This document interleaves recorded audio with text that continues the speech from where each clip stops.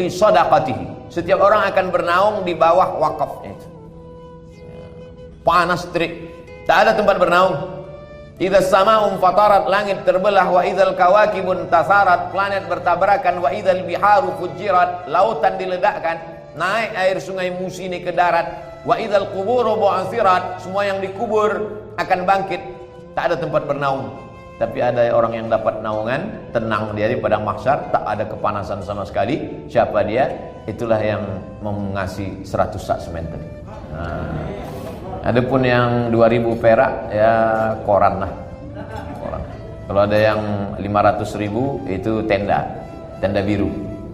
Kemudian kalau ada yang 1 juta semen. Tapi sak berapa sak semen dapat anda pun tak dapat, mungkin seng lah.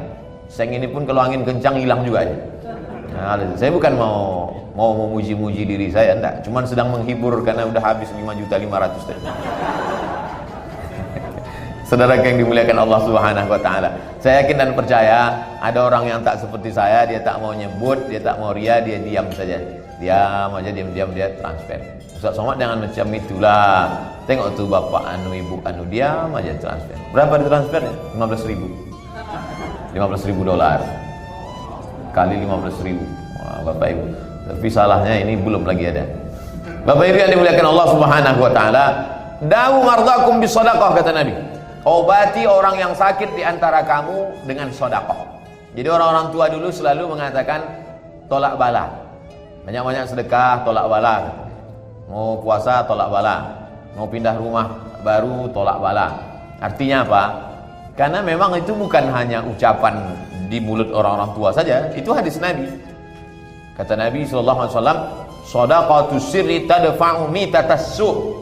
Sedekah itu menolak mati jelek, mati su'ul khatimah. Kita selalu berdoa, Allahumma khtim lana bihusnil khatimah wala takhtim alaina bisu'il khatimah. Oleh sebab itu wakaf ini amat sangat kita galakkan. Bagi Bapak Ibu yang sudah mewakafkan tanah, alhamdulillah. Yang belum bisa mewakafkan tanah, mewakafkan mushaf, mewakafkan Al-Quran, beli agak 10, 100, serahkan ke pondok pesantren pena kita. Bisa juga dalam bentuk wakaf tunai, dituliskan di amplopnya itu, ini wakaf tunai untuk membeli ini. Yang cukup untuk batu bata, tak cukup batu bata agak kecil sedikit, batu kerikil. Kerikil juga tak cukup, pasir juga tak cukup, bawalah itu sampai mati.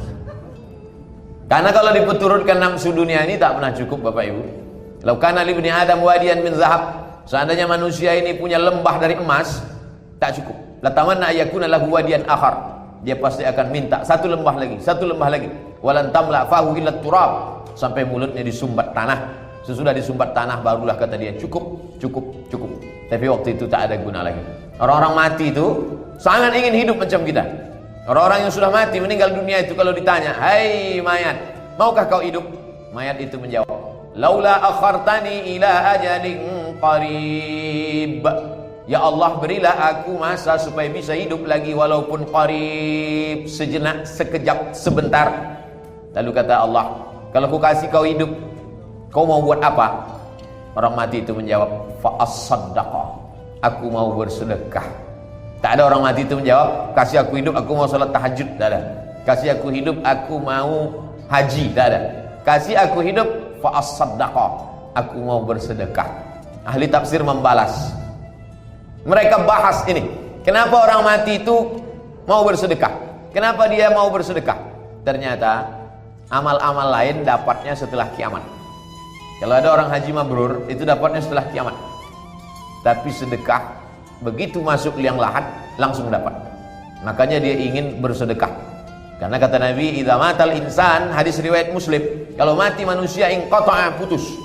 Yang tak putus itu diantaranya adalah shadaqatun jariyah, sedekah yang tetap terus mengalir. Oleh sebab itu, mengulang kaji bagi Bapak Ibu yang ada diberikan Allah kelapangan rezeki, dan kita memang tidak bisa berkata nunggu lapang, karena memang semuanya selalu merasa kurang. Nantilah sesudah anak-anak ini besar baru bersedekah. Rupanya makin besar anak, makin besar pengeluaran. Nantilah anak ini setelah kuliah baru berinfak. Rupanya setelah kuliah makin besar pula biaya kuliah. Nantilah setelah tamat untuk nyogok lagi masuk PNS. Nantilah setelah anak ini kerja, setelah kerja menyiapkan dana lagi untuk biaya nikahnya. Nantilah setelah nikah makin banyak biaya, cucu minta juga. Nah, jadi kalau dipeturutkan hidup ini sampai mati kita tak akan berbagi. Makanya begitu ada yang pikir-pikir lagi, berikan. Wa ma tunfiqu min khairin fahuwa yukhlifuh. Apapun yang kau berikan akan diganti Allah Subhanahu wa taala. Bagaimana dengan orang yang pelit, bakhil, kedekut, medit, dia genggam, dia tahan, tak mau dia bagikan. Wa man kafara, siapa yang tak mau, fa innallaha ghaniyun, Allah Maha Kaya. Allah Maha Kaya. Allah tidak perlu harta kita itu. Sesungguhnya kita berwakaf. Ustaz berbolak-balik tadi kata ke Ustaz wakaf, ada juga Ustaz mengatakan infak, ada juga Ustaz mengatakan sedekah. Kalau wakaf barangnya tak habis. Wakaf tanah, wakaf kelas, wakaf sumur bor, wakaf kosen, wakaf pintu. Kalau sedekah dia barang. Sedekah air, sedekah duit. Kalau infak dia barang. Infak air, infak kue, infak handphone, infak kamera, infak TV, habis itu hilang, hancur. Kalau sedekah, itulah maha adilnya Allah. Kalau kau punya duit banyak, wakaf. Tak bisa wakaf, infak. Tak bisa infak, baru sedekah. Senyum. Tapi sekarang tak bisa, pakai masker. Tabassumika fi wajhi akhika shadaqah. Senyummu ke wajah saudaramu sedekah. Dulu kita senyum dibalas orang senyum. Sekarang kita senyum, dia takut Covid. Oleh sebab itu maka tinggal dua saja lagi, wakaf dan infak.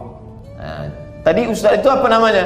Ustaz kasih dalam bentuk duit, kemudian duit itu nanti akan dibelikan ke semen. Semen itu menjadi kelas, maka dia disebut dengan wakaf.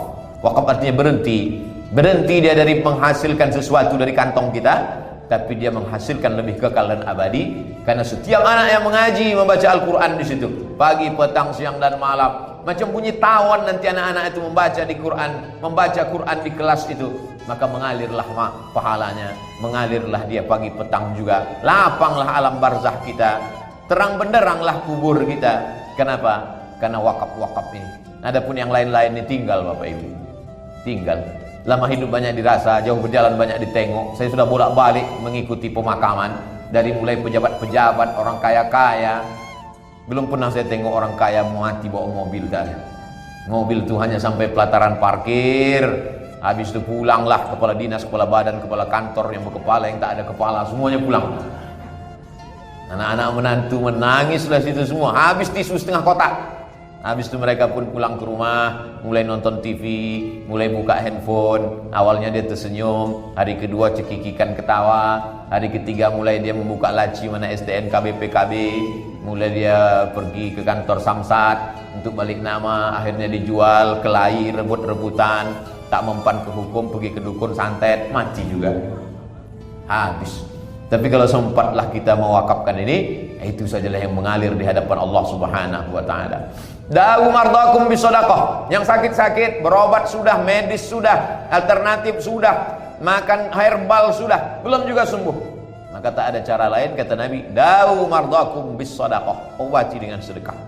Saya sampaikan hadis tentang da'u mardakum bisadaqah di Masjid Islamic Center Kabupaten Kampar, Bangkinang, Provinsi Riau. Selesai acara pengajian datang bapak-bapak. Ustaz Somad, iya Pak. Hadis yang Ustaz sampaikan tadi, da'u mardakum bisadaqah, sudah kami amalkan. Alhamdulillah, saya baru menyampaikan, bapak sudah mengamalkan. Gimana ceritanya? Istri saya kena penyakit kista Pak Ustaz. Hasil ronsen nampak sebesar duit logam. Putih sudah sebesar duit logam di maaf di rahimnya itu. Akhirnya kata dokter, ini mesti dibuang kista.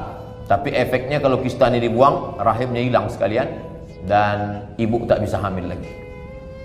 Perempuan kalau sudah diponis begitu dokter, menangis si ibu itu, bapak itu pula tersenyum. Kan? Banyak yang senyum kan?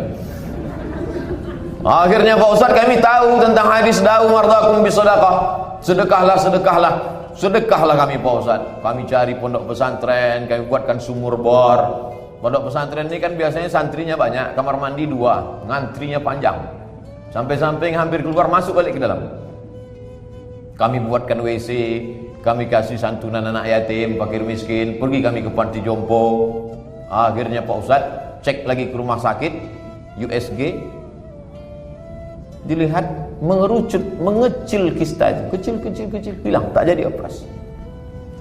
Dokternya malah bertanya, ibu makan apa? Biasa, makan nasi lemak, nasi uduk. Kenapa bisa hilang? Tak tahu. Rupanya mereka mengamalkan dawu mardakum bis sadaqah. Jadi gimana Pak Dokter? Selamat, tidak perlu operasi, rahimnya tak perlu diangkat, dan bisa mengandung lagi. Senyum istrinya, suami pula menangis. Oleh sebab itu, ini saya sampaikan supaya ceramah di kemana-mana, supaya ada kalau ibu-ibu, bapak-bapak. Saya khawatir informasi ini disimpan oleh bapaknya. Tapi insya Allah setelah ini tak bisa lagi dia simpan, karena sudah menjadi pengajian yang ditonton semua orang. Dawu mardakum bis sadaqah. Itu kisah nyata, true story, bukan cerita zaman Nabi dulu, bukan zaman sahabat, zaman sekarang. Orang yang masih hidup sampai sekarang. Cerita langsung ke saya. Lalu kemudian pula ada di buku Abu Amar Al-Misri, judul bukunya Sa'ah wa Sa'ah Gharaib wa Taraib, cerita aneh-aneh dan unik-unik yang terjadi di dunia. Seorang warga negara Saudi Arabia sakit, pergi ke Amerika, medical check up, dari ujung rambut sampai ke ujung kaki dicek, ada penyakit yang tak ada obatnya. Kata dokter, pulang saja ke rumah, makan enak, tidur enak. Nanti mana tahu Bapak Ibu medical check up ke rumah sakit, kalau ada dokter ngasih tahu tidur enak, makan enak, itu artinya malaikat maut udah dekat. Pulang ke rumah, tidur enak, makan enak. Dia tahu. Akhirnya dia pulang ke Saudi Arabia, disedekahkannya lah semua. Dia mau mengamalkan dawu mardakum bis sadaqah. Dia bagi-bagikan. Habis itu medical check up terakhir, pergi dia ke Amerika. Dicek lagi, heran dokter di Amerika itu. Makan apa? Biasa, tak ada apa-apa. Terapi apa? Tak ada terapi. Dia hanya menyamalkan hadis Nabi SAW. Akhirnya sembuh. Nama bukunya Sa'ah wa Sa'ah Gharaib wa Taraib. Sudah diterjemahkan ke bahasa Indonesia, judulnya Semua Ada Saatnya. Penerjemahnya Abdul Somad LCMA. Ujung-ujungnya jual buku juga. Enggak, saya tak jual buku. Buku itu dulu saya terjemahkan 12 tahun yang lalu, dan sekarang dijual oleh penerbit di Jakarta. Tulisnya di situ, penerjemah Abdul Somad LCMA. Tapi saya tak dapat duit. Kenapa? Karena tak ada perjanjian royalti. Tapi tetap saya sampaikan. Kenapa? Karena isi kandungannya di dalam membangkitkan semangat orang-orang yang sakit dan lain sebagainya.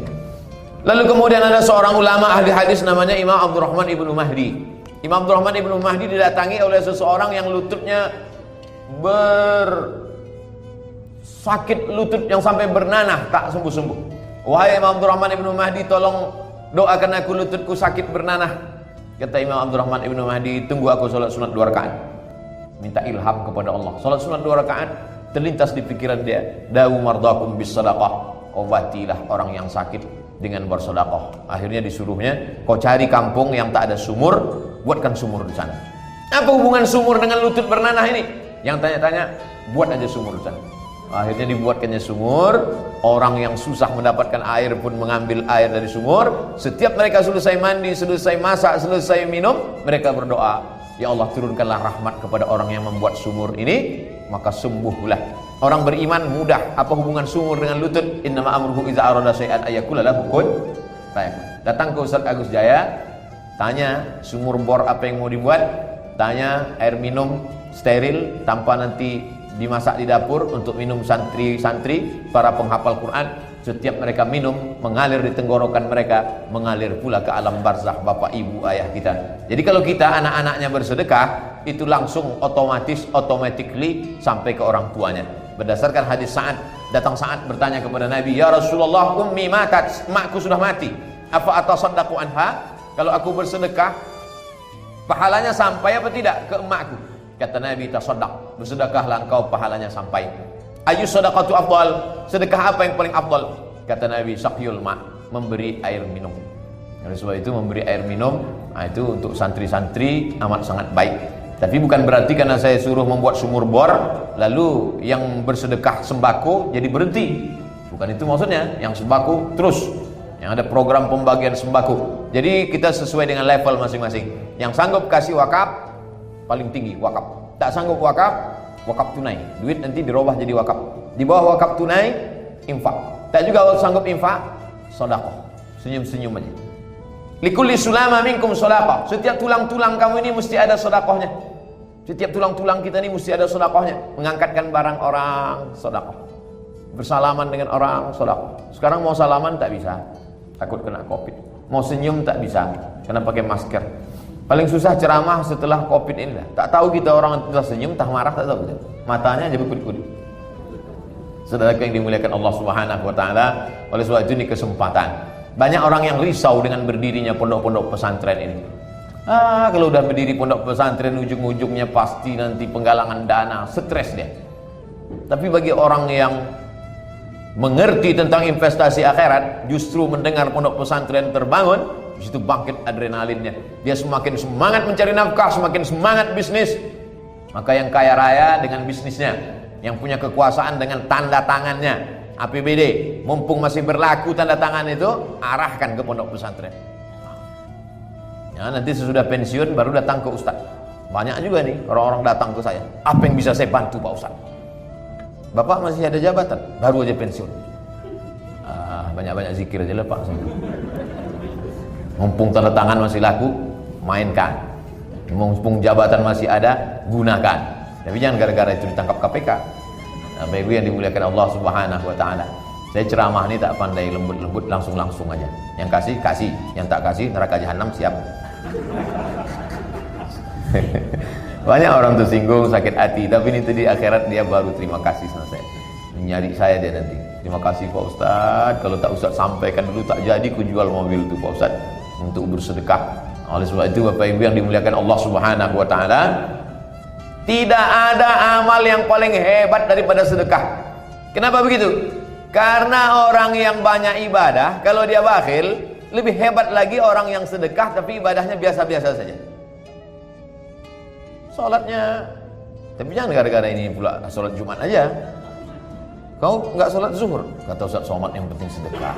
Bukan, sholatnya yang wajib-wajib aja, ibadah sunatnya kurang, tapi sedekahnya luar biasa. Itu lebih disukai Allah Subhanahu wa taala daripada orang yang banyak ibadah. Makanya selalu kita diajak hayya 'alal falah. Marilah menuju kemenangan. Siapa yang menang itu? Wa may yuqa syuhha nafsihi. Siapa yang selamat dari penyakit syuh, fa ulaika humul muflihun. Itulah orang yang menang. Syuh itu adalah keterikatan, kemelekatan benda ke dalam hati. Kalau sudah melekat harta itu dalam hati, nantilah kalau Ustaz sedekah udah agak tua makin pelit. Makanya kadang orang sudah tua itu otak sudah tak ingat lagi. Salat zuhur pun 2 rakaat. Sahur tadi ikut sama kita, jam 2 makan siang tak ingat, tapi surat tanah ingat. Itu dia. Ya keburu minum Adam. Anak Adam manusia itu makin tua, tapi yang 2 ini tetap muda. Apa dia? Hubbul mal, cinta pada harta, wa karahiyatul maut, hubbud dunya, cinta kepada dunia. Makanya jangan heran kalau orang makin tua makin ganas, makin tua makin surat tanah itu sampai lapuk di bawah bantal. Oleh sebab itu maka jangan tunggu tua, mumpung masih muda, mumpung masih sehat. Wa sihhataka qabla saqamika, masa sehatmu sebelum kau sakit. Wa ghinaka qabla faqrika, masa kayamu sebelum engkau miskin. Bapak Ibu yang dimuliakan Allah Subhanahu wa taala, sudah saya sampaikan semua manfaat-manfaatnya. Tentu kita semua mau mati dalam keadaan husnul khatimah. Tak ada gunanya hidup ini banyak amal kalau mati dalam keadaan su'ul khatimah. Dan yang bisa menjamin husnul khatimah itu adalah